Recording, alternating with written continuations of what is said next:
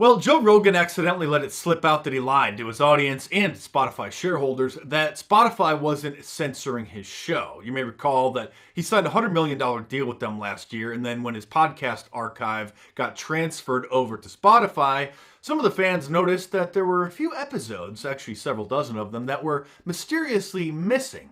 And it just so happened to be episodes from certain controversial guests that have been banned from YouTube, Twitter, and other social media platforms. First, it was just a technical glitch, and then it was because they were his favorite episodes, so he just decided to keep them over on YouTube instead, which of course didn't make any sense, and I called him out on it at the time for being full of crap, because if they're your favorite episodes, you would definitely want them over on your new platform so that Spotify subscribers would have access to them. Then everybody seemed to forget about it, and the news cycle became a thing of the past. Joe moved over to Spotify as if there was nothing unusual, continued with his show, but that kind of a lie is something that's got to really weigh down on somebody. I mean, that's not something that you forget. That's not like a little white lie. I mean, that's a big one. And then recently, when he was talking with one of his buddies, it accidentally slipped out. Anytime anything gets big enough, Right.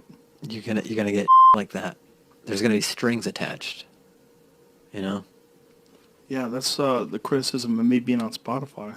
Yeah. How's that been? How's the move been? They don't give a man. They don't care what you do. They haven't given me a hard time at all. There's a few episodes they didn't want on their platform that I was like, okay, I don't care. But So, like I said at the time, it wasn't a technical glitch, migrating the content over. It wasn't that they were his favorite episodes, so he just wanted to keep them over on YouTube instead of migrating his whole library over to his new home, which didn't make any sense. It was that Spotify censored them. there's a few episodes they didn't want on their platform that I was like, okay, I don't care. And I just checked in there, still not there. Like 24 of them. Just a small handful of them. Episode 538 with Stefan Molyneux, 640 with Charles C. Johnson, episode 710 with Gavin McInnes, 702 with Milo Yiannopoulos, episode 920 again with Gavin McInnes, and episode 911 with Alex Jones. Now, to be fair, he did bring Alex Jones on as one of his first guests once he moved to Spotify. That episode is available in the archives, but doesn't change the fact that Spotify actually did censor dozens of his episodes. Joe gave a BS story about it, not wanting to bite the hand that feeds him, tried to brush it under the rug, and then only later here, months later, accidentally let it slip out, because when you're doing an interview, you're talking with a guest, having a great conversation, or a friend of yours, sometimes you forget that there are cameras there, and it slipped out that, yeah, Spotify didn't want those episodes there. They dumped them down the memory hole. And that's the problem with signing contracts, especially multi-million-dollar contracts with media companies. Or in Joe's case, I think it was a record contract for a podcast, $100 million.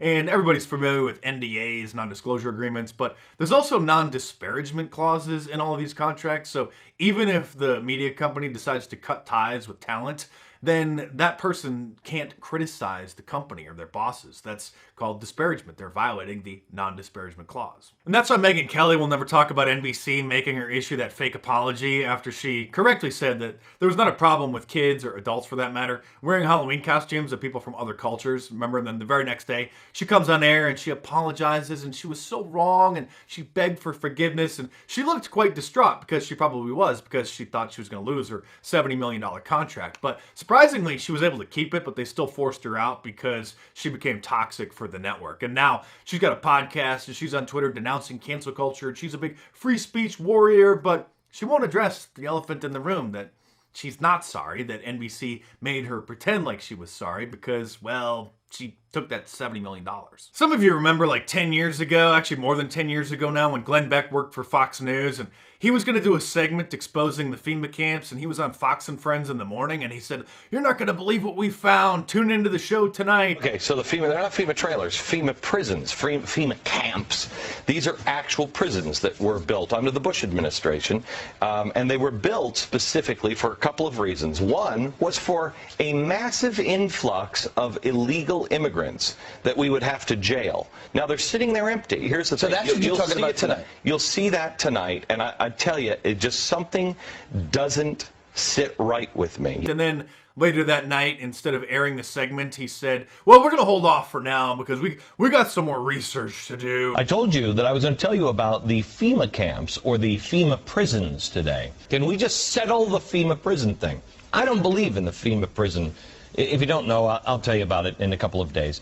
And then they just never addressed the issue ever again because, of course, the higher-ups canceled the segment. As you guys know, I'm very open about what YouTube won't allow to be said on their platform, and sometimes I may come a little close to that line, making some jokes, and you're not even supposed to do that because they call that borderline content, so even getting remotely close to that line is considered to be a no-no. But that's totally different than lying about the policies like Joe did. Now, you don't want to cut off your nose to spite your face, so obviously there's going to be some limitations to the things you could say and you could do at any job.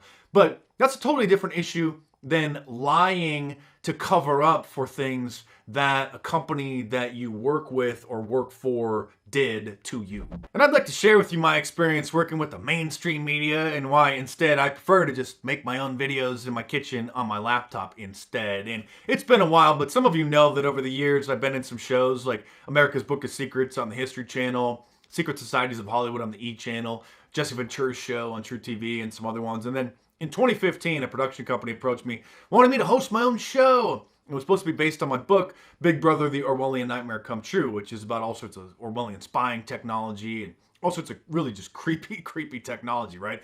So we were going to be like investigating hacking cars and, you know, expose the voice of God weapon and all this stuff, which is real technology. The government has a patent on it where they can beam voices into people's heads and all sorts of like crazy stuff that's actually like verifiable. So it was going to be a good show. So they booked appointments and we went and had meetings up in Hollywood with a bunch of major networks like the Discovery Channel and the Sci-Fi Channel and a bunch of other ones and pitched them this show. And it really would have been a great show. And even though I thought there was a slim chance that any of these networks would have me as a host, even back then, I mean today of course that'd be totally out of the question, but I went along with it just in case, and I thought it'd be a great experience, you know, going up there and just working with some of these studios just to see what it was like. And so, like, once a week for 3 weeks, I'd go to Hollywood, and we'd have another meeting or two with some networks, and halfway through this process, one of the producers called me, and he started going through my YouTube channel a little more carefully, let's just say. And he asked me to delete a certain video that he found that he was concerned could offend some of the women at the networks because it was me making fun of feminism.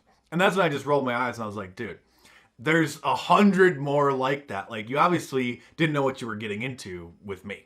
He probably just thought I was a tech geek and I wrote this book about all this weird, creepy technology, and then he starts going down the rabbit hole and realizing, like, what I'm really about. And then we start talking and he's like, yeah, you know, before a show gets picked up, they got to do a social media audit on the talent. And I'm like, okay, well, this is a no. These guys were so clueless that aside from booking pitch meetings at networks like the Discovery Channel and History Channel and whatever, which I could actually see maybe actually picking up the show, they booked a pitch meeting with me at CNN. No joke, okay? Now hear me out. I went to the meeting. This was in 2015, like January or February of 2015. This is before CNN totally went off the rails. Not that I actually wanted to work for them. Like, I knew that they would never, ever have me as a host on their network. And I told them this. I said, hey, I could see us being on these other networks, but CNN's a no-go. Like, they're never, ever going to have me on. And they were like, oh, well, no, you never know. Like, let's go and do it. And so I thought, okay, good. Yeah, I do know, but this is going to be fun, so let's do it. This is a selfie that I took at the security desk, and then once I was inside, I had to be a little more covert, but I wanted to take some photos because nobody would believe me that I was in CNN's headquarters, in their Hollywood headquarters. A lot of people don't know this, but there's a building in Hollywood. It's like a 10-story tall building. It has a giant CNN logo on it. It's 2 blocks away from Hollywood Boulevard, so that's where it was. And then this, you can see there's a CNN logo on the wall, and then this photo is in the boardroom, and that is the CNN logo etched into the glass on the windows. Needless to say, CNN didn't pick up my show. Nobody picked up the show, and I started to think somebody would pick it up, but they would just get a different host. And I don't know if anybody did a similar show. I haven't heard of anything like it, but it was a learning experience for me. And that's pretty much why I did it. And of course, it confirmed all of my suspicions that you should never work for a major television network. And instead, I prefer to just make videos in my kitchen on my laptop and write books and publish them myself. So if you guys enjoy my videos, head over to Amazon.com and order some of my books in paperback, or download the ebooks onto your tablet or your e-reader, or check out my online store, markdice.com, and get yourself a t-shirt, or click the link in the description below and check them out.